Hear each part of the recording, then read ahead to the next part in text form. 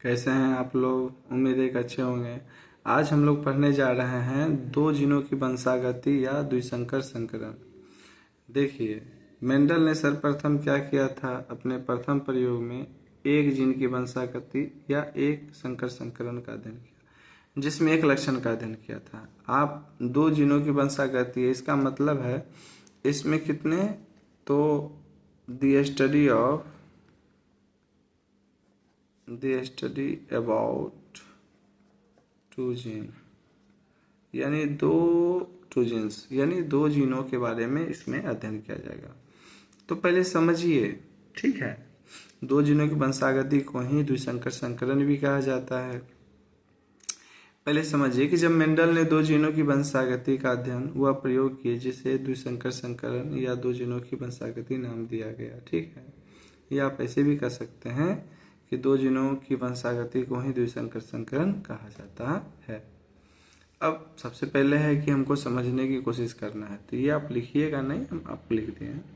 सर्वप्रथम समझते हैं कि एक्चुअली में ये जो द्विसंकर संकरण है या दो जीनों की वंशागति है, ये क्यों दिया गया, इसमें हम दो जीनों का अध्ययन कैसे करेंगे। अब यहाँ समझिए, आपको जैसे ही पता है कि मेंडल ने क्या किया। मान लीजिए मेंडल ने एगो पौधा ए लिया जिसमें लक्षण क्या लिया, तो लक्षण लिया बीज का आकार। तो एगो पौधा में लक्षण दूगो लिया, बीज का आकार और बीज का रंग। तो बीज का आकार ले लिया गोल, जिसका जीन क्या है कैपिटल आर, और बीज का रंग ले लिया पीला, जिसका जीन क्या है यानी कैपिटल वाई, ठीक है। और ठीक इसके विपरीत में जो लक्षण लिया वो है, मैंने दूसरा पौधा लिया, एक पौधा हो गया ये, एक पौधा में कितने लक्षण, दो लक्षण, यानी दो जीन का अध्ययन हो रहा है ना। अब एक पौधा है, इस एक पौधे में भी दो लक्षण, बीज का आकार, बीज का रंग।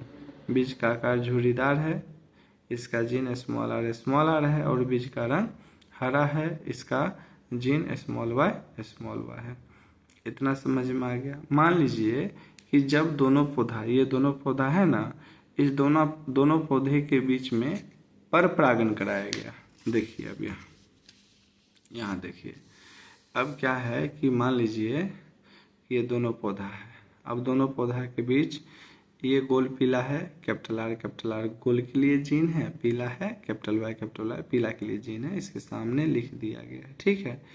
इस पौधे को झुर्रीदार हरा, यानी झुर्रीदार का स्मॉल आर और हरा का जीन है स्मॉल वाई।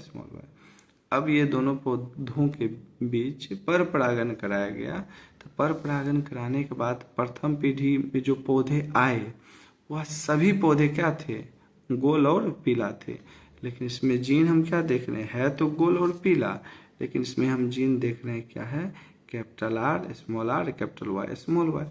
तो ये चीज हम बाद में समझेंगे, पहले ये समझ गए कि प्रथम पीढ़ी में ये आया।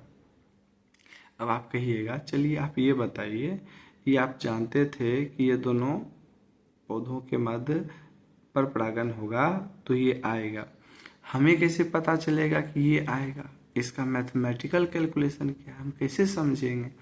तो इसके लिए आपको थोड़ा ध्यान देना होगा कैलकुलेशन पर। मान लीजिए गोल पीला है ना, तो गोल पीला और यहाँ झुर्रीदार हरा। तो हम बताए थे ना कि मैथमेटिकल टर्म में जो मेंडल थे कैसे बताए, इसको ऐसे समझिए। इसको लिखेंगे पहले कैपिटल आर को अच्छे से लिख लीजिए, फिर कैपिटल वाई, देखिए दोनों को अलग कर लिया ना जी, देख रहे हैं ना, दोनों अलग हो गया। अब आप यहाँ देख रहे हैं कि इसको भी अलग कर लीजिए, स्मॉल आर स्मॉल वाई कर लिए, कोई दिक्कत नहीं, वेरी गुड। अब यहाँ पर थोड़ा ध्यान देना, फिर इसको भी अलग कर लेते हैं, कैपिटल आर, इसको भी अलग कर लेंगे, कैपिटल वाई, ठीक है। अब इसको भी अलग कर लेते हैं, स्मॉल आर, इसको अलग करेंगे स्मॉल वाई। इतना कर लिए। देखिए आप पहले इस चीज को करिए, जैसे कीजिएगा धीरे धीरे समझ में आ जाएगा चीजें कैसे होती है। मैं एक को करूंगा, आपको ये खुद करना होगा, ठीक ना। तो सबसे पहले हमको ये जीन को आपस में मिक्सअप करना है। तो देखिए कैपिटल आर को स्मॉल वाई के साथ क्रॉस कराएंगे तो क्या होगा, आप इसको ऐसे भी लिख सकते हैं, कैपिटल आर कैपिटल वाई, ठीक है ना, कैपिटल आर कैपिटल वाई लिख सकते हैं ना। ये एक को इसके साथ कराएं तो फिर यही एक जो बचा है एक, इसको फिर किसके साथ कराएंगे, तो कहिएगा ना इसके साथ, माने इस अकेले को, ये अकेले आर को ये दोनों वाई के साथ क्या किए, मिक्सअप कर दिए, क्रॉस करा दिए, तो हमको फिर मिलेगा कैपिटल आर कैपिटल वाई। इतना समझ में आ गया, वेरी गुड। कहिएगा ये कैपिटल आर का काम हो गया, यानी इसका मिक्सअप क्रॉसिंग करा दिए, बच गया ये कैपिटल आर, तो इसको हम क्या करेंगे, इसको फिर इस कैपिटल वाई के साथ, तो कैपिटल आर कैपिटल वाई, और फिर इसको इसके साथ, तो कैपिटल आर कैपिटल वाई। इतना समझ में आया, हाँ या ना। चलिए, अगर यहाँ दिक्कत हुआ है तो फिर इसमें समझ लीजिए। अब देखिए फिर से स्मॉल आर को दोनों वाई से कराना है, तो स्मॉल आर स्मॉल वाई, फिर स्मॉल आर को इस स्मॉल वाई से, फिर स्मॉल आर स्मॉल वाई। समझ रहे हैं या नहीं समझ रहे हैं, समझ रहे हैं, ठीक है। अब देखिए फिर इसको स्मॉल आर स्मॉल वाई, फिर स्मॉल आर स्मॉल वाई, तो ये हमारा क्या निकल जाएगा, तो ये जनक, ये हो जाएगा गैमेट यानी युग्मक, गैमेट निकल जाएगा, गैमेट्स युग्मक। अब आप देख रहे हैं कि हमारे पास ये चीजें आ गई, सेम 4, और यहाँ 4 क्या आ गई, सेम, ठीक है। इतना समझ में आ गया। तो आपने आप यहाँ देखिए, पहले यहाँ समझिए, आप यहाँ देखें कि जब हम इस दोनों को क्रॉस कराए तो हमको क्या आया, तो हमको आया कैपिटल आर स्मॉल वाई क्या वो 4 गो युग्मक, और स्मॉल आर स्मॉल वाई क्या वो 4 युग्मक। इसको आप ऐसे लिख सकते हैं, देखिए आप इसको समझिए। आप इसको मान लीजिए सिखाए थे ना, इसको मान लीजिए मेल, एक को मान लीजिए फीमेल। युग्मक तो 2 ही प्रकार के होते हैं ना, नर और मादा युग्मक। तो युग्मक हम लिखेंगे, देखिए ये युग्मक न है, ये क्या है, ध्यान दीजिए, ये क्या है, युग्मक न है, 4 गो युग्मक इधर आया है, 4 गो इधर आया है, तो हम युग्मक का सिंबल क्या देते हैं, नर और मादा के लिए। तो ये हो गया नर और ये हो गया मादा। अब इसको समझिएगा अच्छे से। जब हम इसको क्रॉस किए थे, हमको क्या आया था, कैपिटल वाई क्या आया था, देख लो, capital Y capital R capital Y आया था ना, capital R capital Y capital R capital Y आया था, हमको आया था कैपिटल आर कैपिटल वाई। तो हम लिखेंगे 4 गो कैपिटल आर कैपिटल वाई,